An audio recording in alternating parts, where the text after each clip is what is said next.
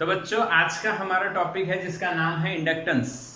जिन बच्चों ने होमवर्क बिल्कुल बढ़िया सबमिट करवाया उन लोगों को बहुत बहुत कॉन्ग्रेचुलेशन। आप ऐसे ही आगे बढ़ते रहो, आप अपने गोल पे जरूर पहुंचोगे। डेफिनेटली होमवर्क सबमिट करवाते रहिए, होमवर्क करते रहिए, सॉल्यूशन करते रहिए, बढ़िया करते रहिए। काम अच्छा करेगा उसका आउटपुट अच्छा आएगा, ये फिक्स है। यानी आपका आउटपुट बिल्कुल बढ़िया आने वाला है क्योंकि आपका काम रेगुलर है, रेगुलर होगा और अच्छे से करता रहेगा तो उसका तो रिजल्ट बढ़िया ही आने वाला है। ओके, तो हम बात करते हैं आज इंडक्टेंस की। बढ़िया टॉपिक है, एक अलग टॉपिक है, कुछ नया है। हाँ, इसीलिए नई शर्ट पहनी है, नया टॉपिक है, नया शर्ट है। चलो तो स्टार्ट करते हैं। इंडक्टेंस क्या है भाई? इंडक्टेंस जो है वो हमें इंडक्शन के बारे में समझाता है। जैसे कि हमने चैप्टर का नाम देखा है इलेक्ट्रोमैग्नेटिक इंडक्शन। इंडक्शन होना, उसमें इंडक्टेंस कैसे आता है वो हमें समझना है। तो हम लोग बात करते हैं कि भाई इंडक्शन क्या है। ओके, तो बच्चों इंडक्शन जो है वो एक फ्लक्स चेंज होने के कारण होने वाली एक घटना है। तो भाई कहीं पे फ्लक्स चेंज हो रहा है, कहीं पे फ्लक्स चेंज हो रहा है, किसी कॉइल से लिंक होता हुआ अगर फ्लक्स चेंज हो रहा है तो वहां पे इंड्यूस ईएमएफ या करंट जनरेट होता है, उसको हम इंडक्शन बोलते हैं। अब ये इसमें इंडक्टेंस क्या आता है वो समझना है। तो आइए स्टार्ट करते हैं बच्चों। तो मैं आपको दो केस बताता हूं, अभी इसकी डेफिनेशन आगे आएगी बट अभी समझो केस क्या है। फैराडे ने 2 एक्सपेरिमेंट किए थे, 3-4 एक्सपेरिमेंट हमने देखे हुए हैं। तो ये मैंने कॉइल 1 के साथ गैल्वेनोमीटर लगा दिया, ये कॉइल 1। दूसरे में मैंने यहाँ पे कॉइल 2 के साथ बैटरी लगा दी, जिसमें से मान लो करंट आई फ्लो हो रहा है इस डायरेक्शन ऐसे। अब इसमें से करंट पास हो रहा है आई, तो इसमें मैग्नेटिक फील्ड जनरेट होगी। करंट की डायरेक्शन ऐसे है तो थंब की ओर मैग्नेटिक फील्ड जनरेट होगी, और वो जो मैग्नेटिक फील्ड यहां पे जनरेट हो रही है, नीचे भी होगी, वो मैग्नेटिक फील्ड इसके साथ लिंक हो रही है। कॉइल 2 की मैग्नेटिक फील्ड कॉइल 1 के साथ लिंक हो रही है। ओके, तो क्या होगा, क्या होगा?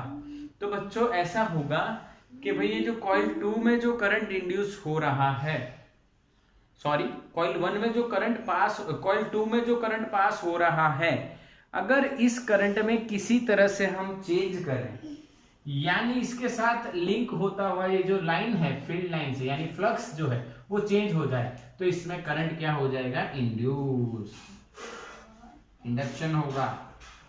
ये आप समझे हो, ये आपने देखा हुआ है।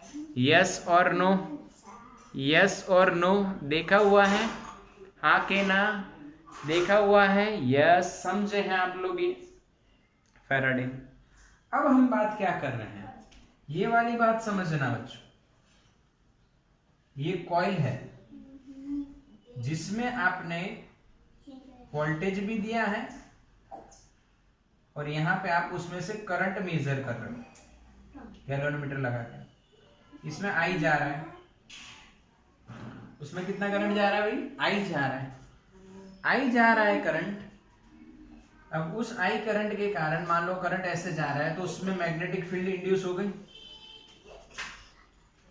बी। अब किसी तरह से कोई एक अरेंजमेंट करके अगर हम इस करंट में चेंज करेंगे तो इस कॉइल के साथ लिंक होता हुआ फ्लक्स जो है उसमें भी चेंज हो जाएगा और इसमें भी करंट इंड्यूस होगा, इसमें भी करंट इंड्यूस होगा, इसमें भी करंट क्या होगा? इंड्यूस होगा। समझ में आया? समझ में आया कि नहीं बच्चों? बताओ, मैसेज करो यस और नो। यानी इसमें करंट चेंज होने के कारण दूसरी फर्स्ट वाली कॉइल में अगर इंडक्शन हुआ तो बात समझ में आ रही है, पर यहाँ पे भी देखो इंडक्शन हो रहा है। इस कॉइल के खुद के, इस कॉइल के खुद के जो है करंट में चेंज होने के कारण इसके साथ लिंक होता हुआ जो खुद का फ्लक्स है उसमें भी चेंज हो रहा है, इसीलिए इसमें इंडक्शन हो रहा है, ईएमएफ इंड्यूस हो रहा है। तो ये 2 केस हो गए, दोनों समझ में आया? दोनों केस समझ में आए या फील हुआ या नहीं हुआ? बताओ बताओ। समझ में आया? यस। इसको बोलते हैं म्यूचुअली काम होना।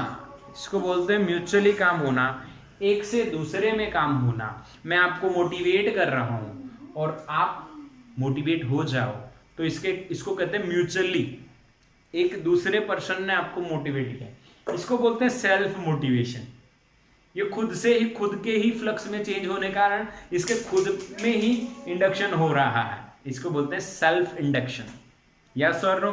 इसको बोलते हैं म्यूचुअल इंडक्शन, हाँ के ना? इसको बोलते हैं म्यूचुअल इंडक्शन और इसको बोलते हैं सेल्फ इंडक्शन। इसको बोलते हैं म्यूचुअल इंडक्शन, इसको बोलते हैं सेल्फ इंडक्शन। बोलो समझ में आया? यस और नो? यस और नो? यस, बिल्कुल पता चल गया। अब हम लोग ये इंडक्टेंस कैसे आता है वो बात की जो डिस्कशन है वो करनी है। इन दोनों केस में आप देखोगे, इन दोनों केस में आप देखोगे तो एक चीज कॉमन है, एक चीज कॉमन है, बताओ क्या? इन दोनों केस में इंडक्शन होने का रीजन एक चीज कॉमन है, चेंज इन फ्लक्स। हाँ के ना? यस और no? The common reason between these two cases change in flux। हाँ, तो हमें फ्लक्स जो है चेंज करना है, तो जो फ्लक्स होता है उस फ्लक्स को हम ऐसे लिख सकते हैं, phi b is proportional to I। Yes और नो? अरे भाई, इसमें पास होता हुआ करंट चेंज हुआ, तो करंट के कारण रीजन बताता हूं, B is equal to Munni. अगर करंट चेंज किया तो B चेंज हुआ, हाँ, और फ्लक्स क्या है? मैग्नेटिक फ्लक्स, फाई बी यानी मैग्नेटिक फ्लक्स। बी ए कॉस थीटा, बी की वैल्यू रखो मुन्नी ए कॉस थीटा, यानी अगर ये बच्चों ये म्यू एन और ए कॉस थीटा अगर कांस्टेंट है तो phi B is proportional to I होता है। बोलो समझ में आया के नहीं? अरे आया के नहीं? आ गया ना? Flux is proportional to I, the reason is here. आपको अच्छा लगे तो स्क्रीनशॉट ले लेना, मैं थोड़ी देर में इसको हटा दूंगा। पर ये 5 इज प्रोपोर्शनल टू क्या हो गया बच्चों? आई। कहां से हुआ ये आपको पता चल गया? हाँ, लॉजिकल बात है। अच्छा, अब अगर मैं इसको डिफरेंशिएट करूं, यानी मैं यहां पे लिखूं rate of change of flux, मैं लिखना चाहूं तो d phi b by d t is equals to d I by d t, sorry proportional. दोनों बात समझ में आई?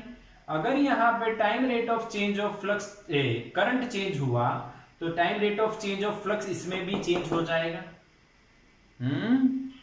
हाँ, आया। यस आके ना? बिल्कुल समझ में आ गया, कोई दिक्कत नहीं है, बढ़िया लॉजिक है, बिल्कुल बढ़िया कंसेप्ट है, ठीक है। यस। अब मैं यहां पे लिख रहा हूं फॉर एक टन नहीं, एन टन्स। आपको पता है एक टन नहीं होती है, बहुत सारी टन होती हैं, तो मैं एन फाई बी लिख दूं। एक टन का फ्लक्स अगर फाई बी है तो कैपिटल एन टन्स का flux definitely n phi b होगा, is again proportional to I हो गया। You all know if we remove the proportionality then we have to put one constant, and here the proportionality constant is K. What is K? K is proportionality constant.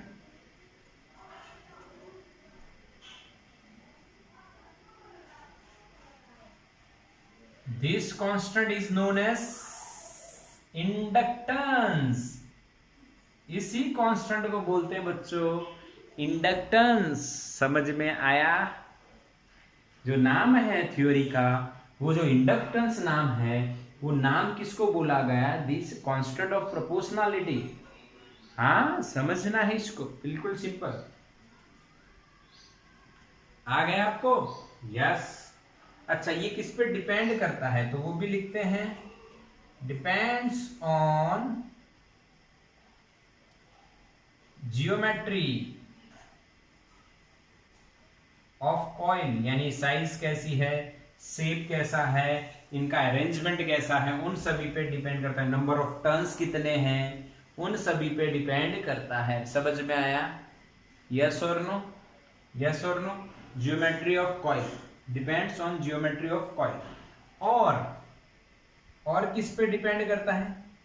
Intrinsic property of the material, यानी internal कुछ अंदरूनी जो arrangement है, अंदरूनी जो properties हैं, उस पे भी डिपेंड करता है। इसीलिए लिखा गया है intrinsic property of the material, जिसे बनाया जाता है। बच्चों समझ में आ गया? हाँ, चलो तो अब इसको डिफाइन करते हैं। भाई इंडक्टेंस किसे कहते हैं? What is inductance? डिफाइन करते हैं, आओ बढ़िया से। अगर इंडक्टेंस को आपको डिफाइन करना है तो आप इंडक्टेंस लिखो K is equals to N phi by I। हाँ के ना?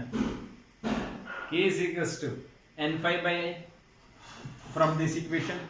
अब डेफिनेशन क्या होगी? डेफिनेशन ऑफ द इंडक्टेंस, हाँ, in the system of two coils और इन अ सिंगल कॉइल, हाँ, the flux linked with the coil per unit current is called inductance।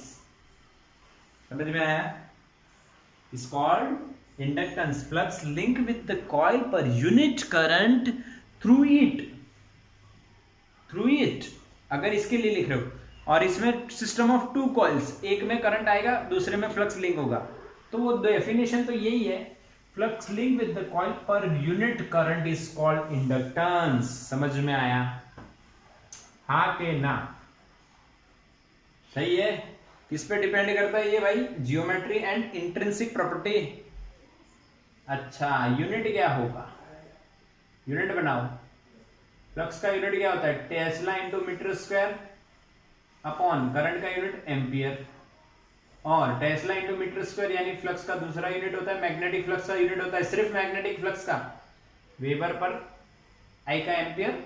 Okay, तीसरा और इसका यूनिट होता है हेनरी, जोसेफ हेनरी, एक साइंटिस्ट है बच्चों, उनकी याद में इसका यूनिट हेनरी भी माना जाता है। जैसे मास का यूनिट क्या है? मास का यूनिट क्या है भाई? केजी। वैसे ही इंडक्टेंस का यूनिट क्या है? हेनरी।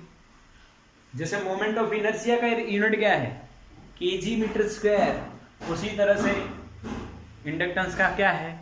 हेनरी। आप सोचोगे सर आप ऐसा क्यों कर रहे हो? आप ऐसा, यानी मैं ऐसे घूम नहीं रहा, वो बात नहीं, वो तो आदत है, बट बात ये है सर आप ऐसा क्यों बोल रहे हो? जैसे केजी का यूनिट, सॉरी मास का यूनिट केजी है, वैसे इसका इंडक्टेंस का हेनरी है। जैसे मोमेंट ऑफ इनर्शिया का यूनिट क्या है? केजी मीटर स्क्वायर, वैसे ही इंडक्टेंस का यूनिट क्या है? हेनरी। तो आप ऐसा पूछोगे सर आप ये दो चीजों से कंपेयर क्यों कर रहे हो, उसका यहाँ लेना देना क्या है? तो बच्चों एनएलएम में हम पढ़े थे कि मास इज द इनर्शिया। मास क्या है? इनर्शिया है। एनएलएम में हम क्या पढ़े थे? Mass is the inertia. फिर हम पढ़े थे चैप्टर 7 रोटेशनल मोशन में, I moment of inertia is the inertia in rotational motion. Mass is the inertia in NLM, but rotation में मोमेंट ऑफ इनर्शिया होती है। उसी तरह से इलेक्ट्रिकल सर्किट में करंट का चेंज नहीं होने देना, वो डिपेंड करता है इस पे, इंडक्टेंस पे। इसीलिए दिस इज द इनर्शिया। ये आगे प्रूव करूंगा, so don't worry about it. हम लोग आगे प्रूव करने वाले हैं बच्चों। ओके, चल ठीक। अब इसका डायमेंशनल फॉर्मूला देख लेते हैं। क्या देखेंगे बच्चों? Dimensional formula. Dimensional formula, dimensional formula कैसे बनाना है? तो टेस्ला का है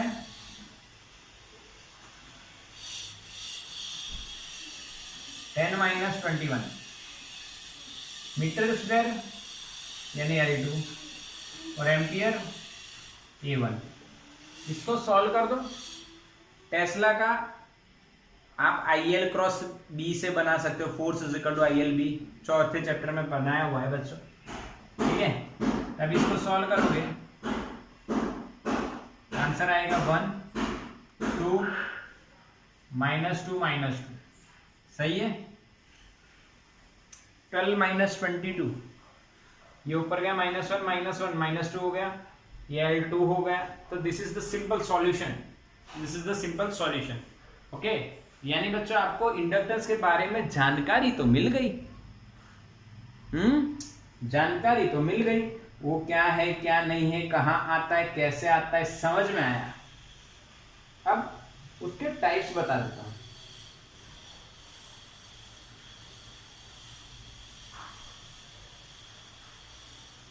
टाइप्स ऑफ इंडक्टेंस दो होते हैं बच्चों।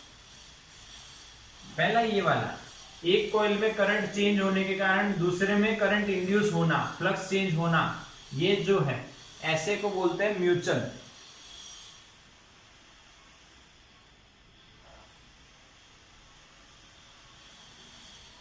पहला टाइप है म्यूचुअल इंडक्टर।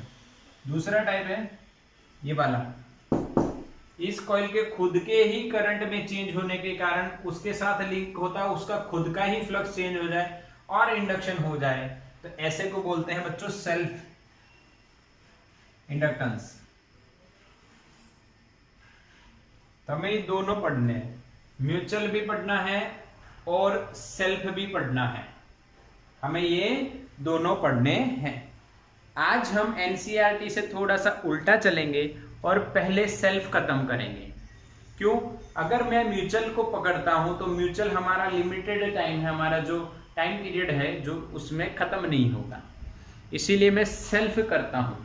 देखो ये खत्म होने का नई रीजन क्या है, देखो आपने होमवर्क टाइम से सबमिट नहीं करा है कई बच्चों ने, तो उनका हमें ऑब्जर्वेशन, उनको थोड़ा सा सलाह देना, उनको थोड़ा डांटना पड़ रहा है।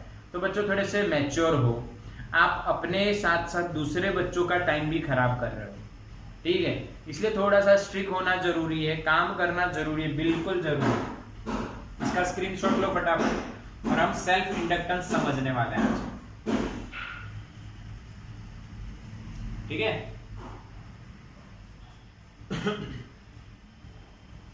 हो जाए तो मैसेज करो डन, स्क्रीनशॉट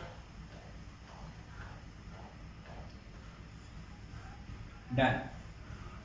हम लोग पहले सेल्फ इंडक्टेंस समझते हैं।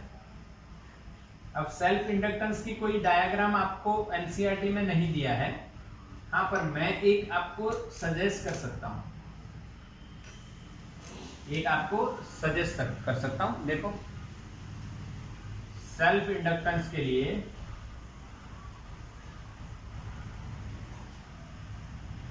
मैं एक सोलेनॉइड बना देता हूं,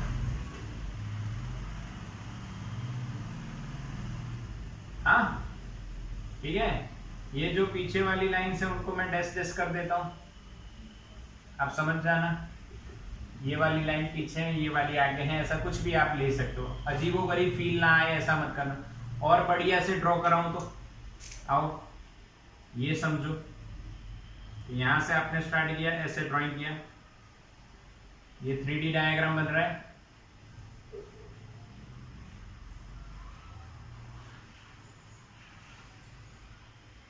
ये पूरा एक सोलेनॉइड है, यानी कॉइल है, जिसको आप सोलेनॉइड बोल सकते हो। इसका रेडियस मान लो r है, इसमें नंबर ऑफ टर्न्स n है, और इसकी लेंथ कैपिटल L या स्मॉल l आप कुछ भी मान सकते हो। इसमें यहाँ बैटरी लगाना है, वो लगाया मैंने नहीं, आप समझ लेना, समझ रहे हो। तो अब ये सेल्फ इंडक्टेंस आपको कैसे समझ में आएगा, ठीक है, वो देखिए। तो सबसे पहले आपने इस कॉइल को एक बैटरी से कनेक्ट किया, और उस बैटरी के अंदर से कुछ करंट निकला और इसमें कॉइल में फ्लो हुआ। कॉइल इज सोलेनॉइड, इसको सोलेनॉइड बोलना, क्या बोलोगे, सोलेनॉइड है, ठीक है।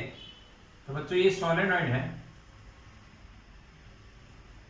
और लॉन्ग सोलेनॉइड है, L is greater than R, long solenoid, ठीक है। इस सोलेनोइड में यहाँ पे बैटरी लगाई है, उसमें करंट जा रहा है, मान लो कितना जा रहा है, आई, ऐसे जा रहा है, ऐसे घूम के ऐसे ऐसे जा रहा है, निकल रहा है। अब ये आई करंट के कारण इसमें मैग्नेटिक फील्ड जनरेट होगी बी, कितनी जनरेट होगी, बी। तो मैग्नेटिक फील्ड बी कितनी लिखी जाएगी, mu not n I, yes और नो, मुन्नी। सोलेनोइड की मैग्नेटिक फील्ड क्या होगी, मुन्नी ना, B is equal to mu not n I, पक्का, ठीक है। अच्छा, what is small n, number of turns per unit length, तो ये आपको समझ में आना चाहिए, ये तो पता ही है। ये मैग्नेटिक फील्ड हो गई, इसके साथ लिंक होती। अब फ्लक्स जो है, फ्लक्स कितना होगा, n टर्न्स 5 फ्लक्स, एक टर्न का, तो n का n5 इज इक्वल्स टू, और इज प्रोपोर्शनल टू I। जैसे इसमें से पास होता हुआ अगर ये करंट I चेंज होता है तो उसके साथ लिंक होती हुई यहाँ पे मैग्नेटिक फील्ड लाइंस होगी, यानी उसके साथ लिंक होता हुआ फ्लक्स चेंज हो जाएगा, यस और नो, यस और नो। अभी अभी देखा था हमने। अब इसको इक्वल टू करेंगे तो यहाँ पे इंडक्टेंस आएगा, पर ये कौन सा होगा भाई, सेल्फ इंडक्टेंस को लिखते हैं, डिनोट करते हैं एल से। किससे डिनोट करते हैं, एल से। किससे डिनोट कर रहे हैं हम लोग सेल्फ इंडक्टेंस को, एल से। एल जो है बच्चों वो हो जाएगा N5/I, इसको बोलेंगे हम लोग सेल्फ इंडक्टेंस। और ये किस पे डिपेंड करता है, तो ये डिपेंड करता है NO, no SMS, shortcut logic है बच्चों, no SMS, no SMS। No का मतलब नंबर ऑफ टर्न्स, S का मतलब साइज, इस S का मतलब शेप, और इसका मतलब medium, magnetic property of the medium, यानी ये तीनों पर डिपेंड करता है। अब ये कैसे पता चलेगा, कैसे डिपेंड करता है भाई, फ्लक्स का इक्वेशन अगर आप देखो, फ्लक्स का इक्वेशन आप क्या लिखोगे, NBA cos थीटा, आके ना फ्लक्स का इक्वेशन क्या लिखोगे, NBA cos थीटा, ठीक है, अपॉन I। अब यहां पे जो इसका एरिया है बच्चों, ये जो एरिया है, इस एरिया का वेक्टर अगर आप देखो तो इधर ही रहेगा, तो B और A सेम डायरेक्शन हो गए, तो cos क्या लिखा जाएगा, 0। N B क्या होगा, Munni mu not n I.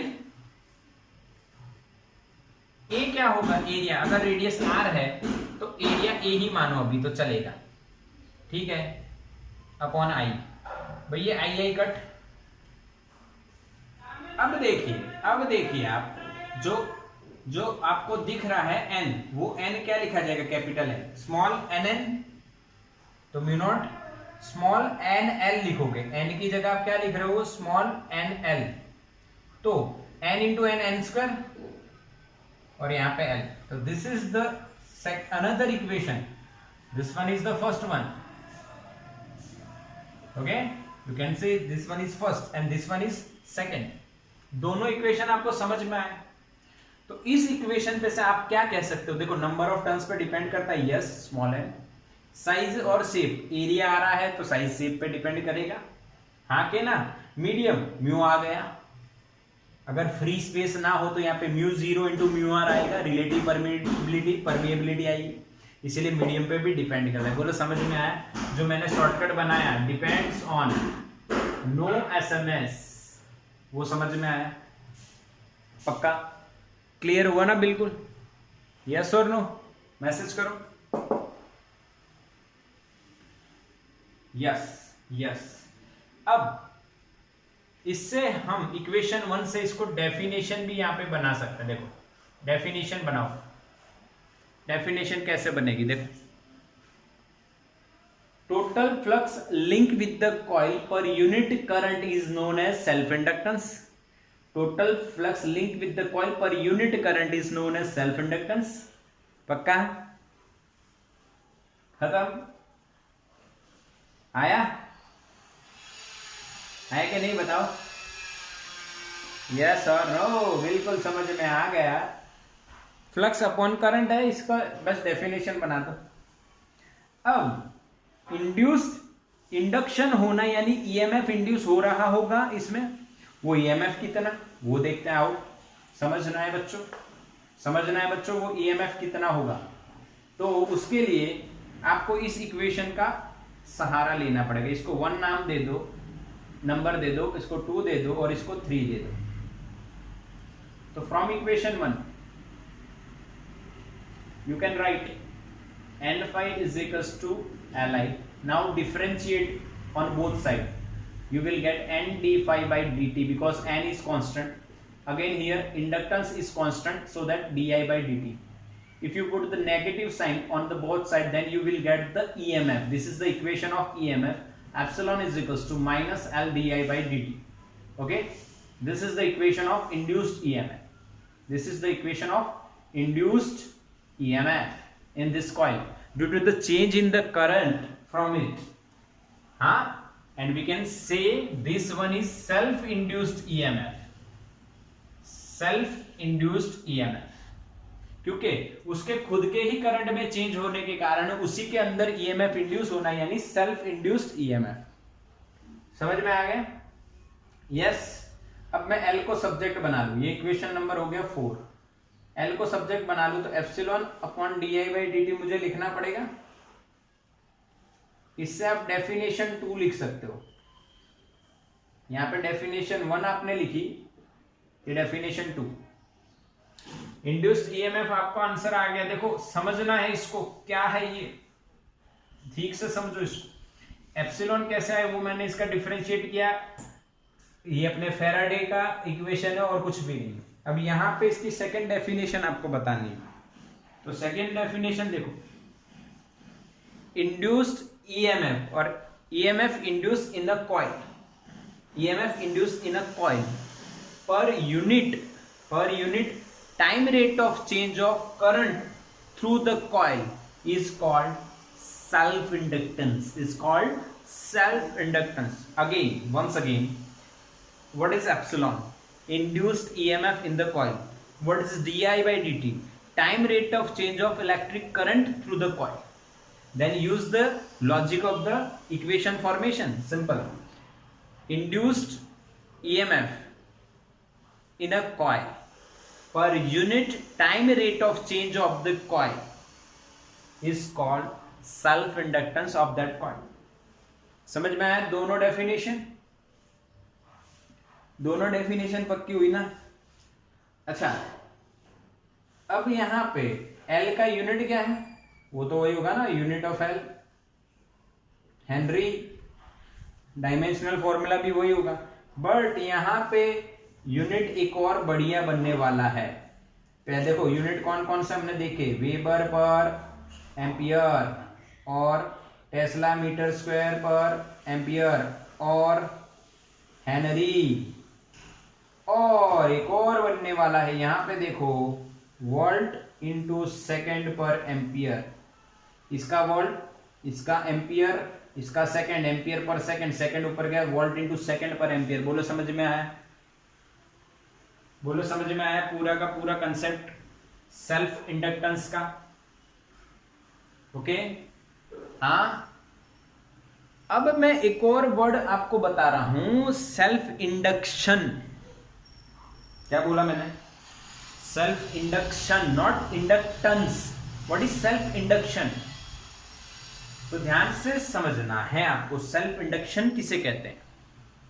EMF is induced in a coil due to the change in the current of the same coil, or due to the change of flux in the same coil.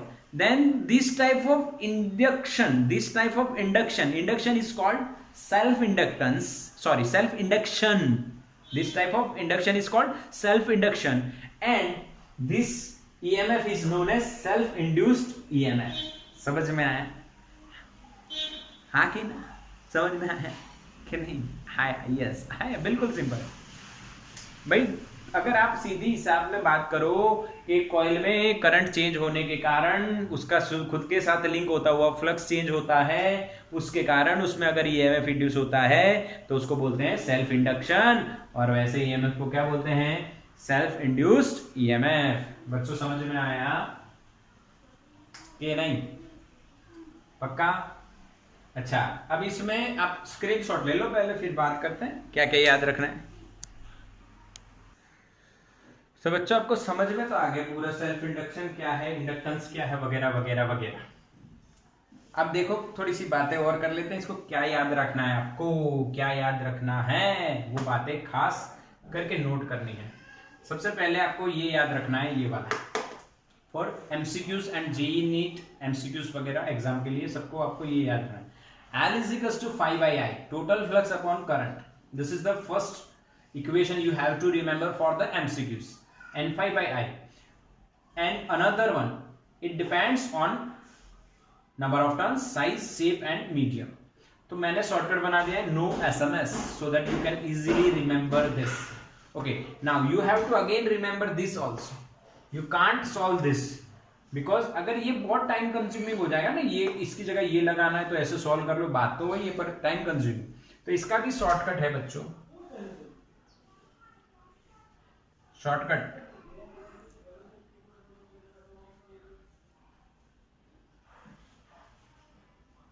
Munna Lal mu naught double L यानी Munna double N, Munna ए आ गया, ये L यानी लाल, याद रहेगा। अच्छा, किसी का नाम हो, किसी के रिलेटिव का नाम हो तो इजी है याद रखना भाई, मुन्ना लाल। सही है कि नहीं? म्यू नॉट एन स्क्वायर यानी मुन्ना आ गए और ये लाल, पक्का?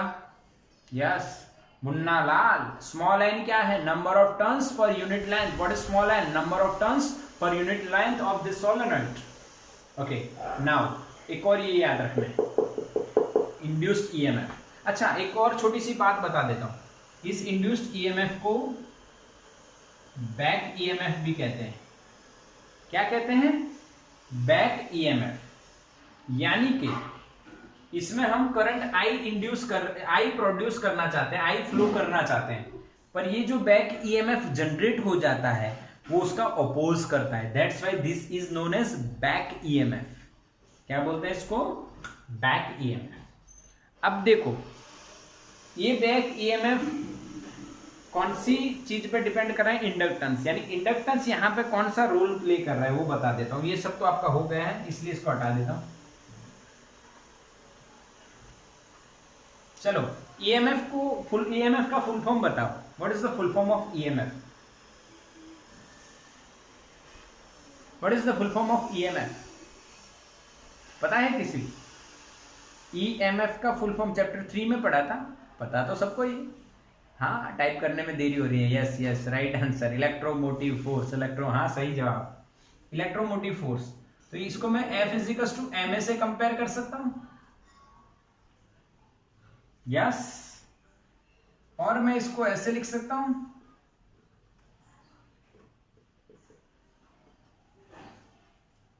समझ में आया?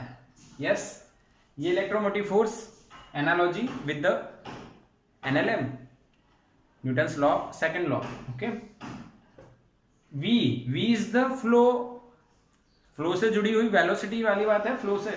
आई is again the flow of charge, this is the due to the flow of body, analogy set हो रही है। और एल यानी एम, तो this is the inertia in NLM. Okay, तो L is inertia in electrical circuit. If you want to, देखो समझो inertia का मतलब क्या है। अगर आप किसी ऑब्जेक्ट को v वेलोसिटी से मूव कराना है तो उसका मास आपको रोकेगा, अपोज द चेंज। यस और नो? इसी तरह अगर किसी सर्किट में आपको I करंट फ्लो करना है तो L उसको रोकेगा, अपोज करेगा उसका। That's why L is the inertia in electrical circuit and M is the mass, is the inertia in linear motion और मोशन इन 1D 2D वगैरह, काइनेमेटिक्स वगैरह में। समझ में आया? हाँ कि ना? तो मैंने पहले आपको बताया था ना, पहले क्या बताया था मैंने आपको, एल इनर्शिया है, केजी याद करो, मैं बोल रहा था केजी मोमेंट ऑफ इनर्शिया, उनके जैसा एक यूनिट है उसका हेनरी। क्या है उसका यूनिट? हेनरी। ये याद रखना है। समझ में आ गया पूरा कंसेप्ट? बिल्कुल पक्का। कौन कौन से इक्वेशन याद रखने? L is equal to n by phi, n phi by I, phi by I.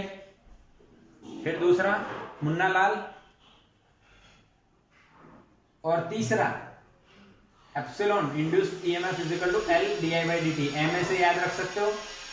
Okay, समझ में आ गया? तो ये आपका था क्या? Self inductance. बिल्कुल पक्का हो गया आपका।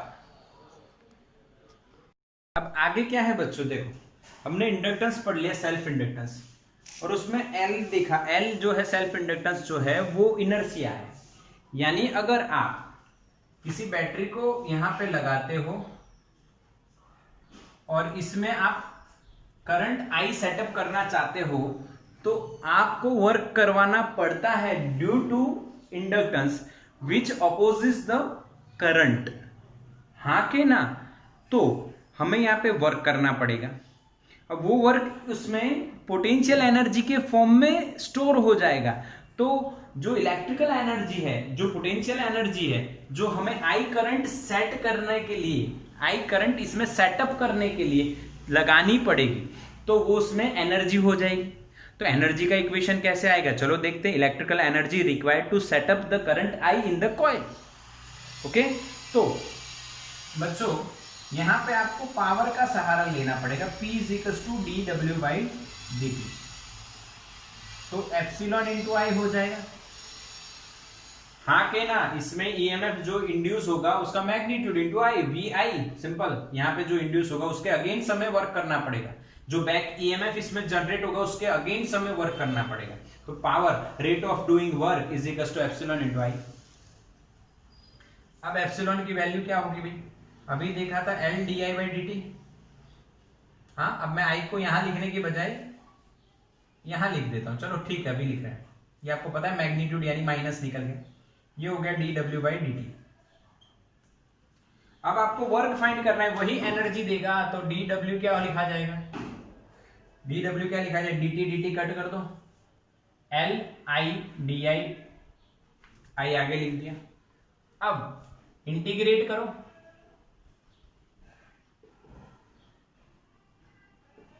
आप ऐसा सोच रहे हो कि एकदम से आपने चालू किया, स्विच ऑन किया और आई करंट सेटअप हो गया। नहीं बच्चों, बहुत छोटा छोटा समय लगता है। धीरे धीरे पहले डी आई करंट आया, फिर D I D I D I, यानी टोटल करंट आई। तो हमें इंटीग्रेट करना पड़ेगा। टोटल वर्क डब्ल्यू हो गया, और L integration I D I हो जाएगा। जीरो से आई करंट सेटअप करना है, इसका इंटीग्रेशन करोगे, एल इज कॉन्स्टेंट इसलिए बाहर ले लिया अभी। तो हाफ यहां पे आ जाएगा। देखो ऑटोमेटिक आई का इंटीग्रेशन क्या होगा? आई स्क्वायर बाई 2, और लिमिट आई जीरो, यानी पहले आई फिर जीरो, तो यही आंसर आने वाला। तो आंसर आपका बनेगा half l I square. This much of work is required to be done to setup the current I in the coil of inductance l, half Li square, and this is known as electrical energy or we can say potential energy। समझ में आया कि नहीं? समझ में आया कि नहीं? क्या बच्चों ये इक्वेशन सिमिलर है काइनेटिक एनर्जी के इक्वेशन जैसा, हाफ एम वी स्क्वायर। तो हम कह सकते हैं L is the inductance for the electric circuit. समझ में आया? ये समझ में आया कि नहीं बताओ? बिल्कुल पक्का हुआ? यस, बिल्कुल सिंपल है। हमें इसमें आई करंट सेटअप करना है, इंडक्टेंस और बैक ईएमएफ जो है जनरेट हो रहा है वो उसका अपोज करेंगे, so that we have to work done to setup the current I in this solenoid. Due to that we have to work W। Okay, now what is the rate of doing work? Power is equals to EMF into I, magnitude of EMF into I. Now what is the induced EMF? L di by dt cut, so that we will get the equation of small work dW required to set up the small current di. Now if you want to set up the total current I, then you have to integrate this equation from 0 to I, and finally you will get the equation half Li square, which is similar to the kinetic energy half mv square. Okay, yes or no? So that from this two equation, if we compare this two equation, we can easily say that mass is the inertia in the NLM, I is the moment of inertia in rotational motion. Similarly, in electrical circuit, self inductance, or simply we can say inductance in the electrical circuit or electric circuit is inertia. समझ में आया बच्चों? Clear पूरा? तो ये याद रखिए, half M we square की जगह हो गया हाफ एल आई स्क्वायर। तो ये आपका हो गया पूरा सेटअप, और आज का टॉपिक बिल्कुल पक्का होमवर्क में यही रहेगा। अगर स्क्रीनशॉट रह गया है तो ले लीजिए, होमवर्क यही रहेगा आपका। ओके, चलो भाई।